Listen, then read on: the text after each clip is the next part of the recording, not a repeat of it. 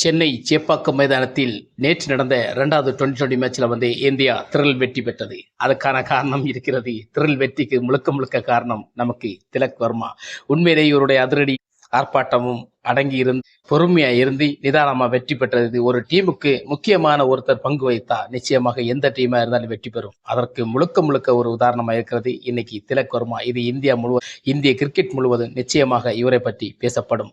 மீண்டும் இவருக்கு நல்ல ஒரு லைஃப் இருக்கிறது என்பதை இந்த வெற்றி மூலமாக மீண்டும் நிரூபித்திருக்கிறார். இந்த வெற்றி யாருக்கு என்று போட்டியா இருந்த போதுதான் இந்த வெற்றி ஒரு திடப்பட்டமாக இருந்தது.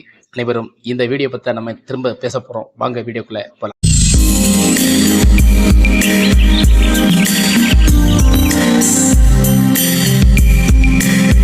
வணக்கம். இந்தியா செகண்ட் டுவெண்டி மேட்ச்ல இங்கிலாந்து நிச்சயமாக ஒரு நல்ல ஒரு ஸ்கோரை தான் கொடுத்தது. நியாயமான ஒரு ஸ்கோர். சென்னை சேப்பாக்கம் மைதானத்துல இந்த ஸ்கோர் எல்லாம் திடீர்னு வெற்றி பெற முடியாது. ஸ்பின்னுக்கு ஒரு ஆதிக்கமான செலுத்த வேண்டிய ஒரு பிச்சாரு இது. ஆனா இந்தியா தொடர் விக்கெட்டுகள், அதாவது ஃபர்ஸ்ட் பேட்டிங் பிடிச்ச இந்தியாடா ஸ்பின் பண்ணி ஃபர்ஸ்ட் பேட்டிங் பிடிச்ச இங்கிலாந்து அணி தொடர் விக்கெட் விழுந்து கொண்டிருந்தாலும் ரன்னுகள் ஒரு சராசரி ரன் ரேட்டை கொண்டு வந்துட்டு தான் இருந்தாங்க. விக்கெட்டும் ஒரு பக்கம் விழுந்துட்டே இருந்தது, ரன்னும் சராசரி வந்துட்டு இருந்தது. ஏன்னா அவங்களுக்கு ஃபர்ஸ்ட் மேட்சே நமக்கு தோல்வி அடைஞ்சிட்டோம். நிச்சயமாக இவங்களுக்கு ஒரு 200 ரன் நமக்கு பிளஸ் பண்ணணும் அப்படின்னு ஒரு எய்ம்ல தான் இங்கிலாந்து டீம் களமிறங்கி விளையாடி கொண்டிருந்தது. விக்கெட் விழ அவங்களை அதிரடியையும் குறைக்கல, அதிரடியாக ரன்னும் அதுக்கப்புறம் ஒரு 20 ஓவர் முடிவில் 9 விக்கெட் விழுந்தால் இங்கிலாந்து அணி 165 ரன்கள் எடுத்தது. தாராளமாக இந்த பிச்சில் பாலை விட 45 ரன் உயர்ந்திருக்கிறதுனால நிச்சயமாக ஒரு நம்பிக்கையோட தான் இங்கிலாந்து அணி களமிறங்கியது. அந்த இங்கிலாந்து அணி களமிறங்கிய போது நமக்கு சஞ்சு சாம்சனும் அபிஷேக் பச்சனும் பேட்டிங் பிடிச்ச போது நினைச்சோம் சிம்பிளா ஜெயிச்சிடலாம். பார்த்தோம் 20 ரன் வரை விக்கெட் எவ்வளோ எப்படியோ ஜெயிச்சிருவாங்க அப்படின்னு தான் நம்ம நினைச்சோம். அதுக்கு வர பட்டுப்பட்ட சஞ்சு சாம்சன் அபிஷேக் 2 பேர் விக்கெட் போனோன்னா இந்தியா சின்ன ஒரு தயக்கம் ஏற்பட்டது. அதுக்கப்புறம் ஒன்றன் வந்த திலக் வர்மா நினைச்சு நின்னாரு, நாட் அவுட்டே ஆனாரு. அவர் தான் இந்த டீமுக்கு முழுக்க வெற்றியை பறித்து கொடுத்து அப்படின்னு தான் சொல்ல முடியும். சூரியகுமார் யாதவை ரொம்ப நம்பி இருந்தோம். கடந்த 2-3 மேட்சுகள்ல சவுத் ஆப்பிரிக்காலையும் பார்த்திருக்கோம். நிறைய மேட்சுகளை கொஞ்சம் சொதப்பிட்டே வராது. கேப்டனா இருக்கிறதுனால அவருக்கு தொடர்ந்து வாய்ப்பு கொடுக்கப்படுகிறது. இருந்தாலும் அந்த மேட்ச்லையும் அவர் ஏமாற்றி விட்டாரு. ஆனா திலக் வர்மா தன்னுடைய பொறுப்பை கையில் எடுத்து இந்த மேட்சை திரள் வெற்றியாக கொண்டு கடைசி வரை நின்று 8 விக்கெட் இழந்தார். இந்த மேட்ச் பார்த்துட்டு இருக்கும் போதே ஒரே டென்ஷன், ஒரு பயம், யார் ஜெயிச்ச போறா யார் தோக்க போறான்னு உள்ள அந்த கடைசி நிமிடம் வரைக்கும் சென்ற போது திரள் வெற்றியை பெற்றது இந்தியா.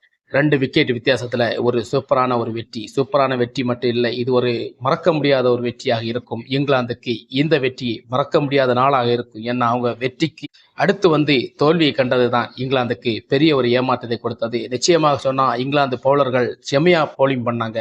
பட்லர் கேப்டன்ஷிப் பக்கா டீசெண்டா அழகா இருந்துச்சு. ஆனா எல்லாத்தையும் திலக் வர்மா அதை அத்தனையும் நொறுக்கி முடிச்சு இந்தியாவை ஜெயிச்சு கொடுத்திருக்காரு. திலக் வர்மா நின்னதுனால இந்தியா ஒரு சூப்பரான ஒரு வெற்றியை பெற்றிருக்கன்னு தான் சொல்ல முடியும். இந்தியா மேன் ஆஃப் த மேட்சும் விருதும் அவருக்கு தான் கிடைச்சிருக்கு.